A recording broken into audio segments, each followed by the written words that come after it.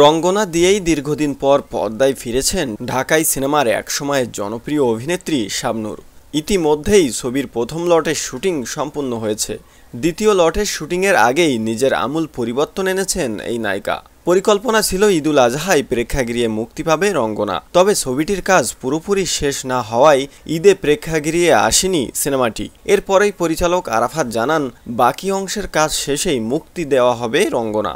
এদিকে রোববার 23শে জুন নিজের ফেসবুক অ্যাকাউন্টে দুটি ছবি শেয়ার করেছেন শাবনূর।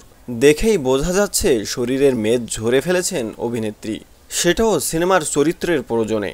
অভিনেত্রী সেই দুটি ছবি শেয়ার করে পরিচালক আরাফাত লিখেছেন, গল্পের প্রয়োজনে দ্বিতীয় লটের শুটিংয়ের প্রস্তুতি চলছে পুরো দমে। নায়িকার এমন পরিবর্তন দর্শকরাও বেশ ভালোভাবে নিচ্ছেন। পছন্দের নায়িকার কাছ থেকে ভক্তরা দারুণ কিছু প্রত্যাশা করেছেন। তাদের আশা, পর্দায় আবারও পুরনো শাবনূরের দেখা মিলবে। গত মাসে ছবির শুটিং শেষে সিডনি চলে গেছেন শাবনূর। শীঘ্রই দেশে ফিরবেন তিনি। ঢাকায় ফিরেই সিনেমার বাকি অংশের কাজ শেষ করবেন।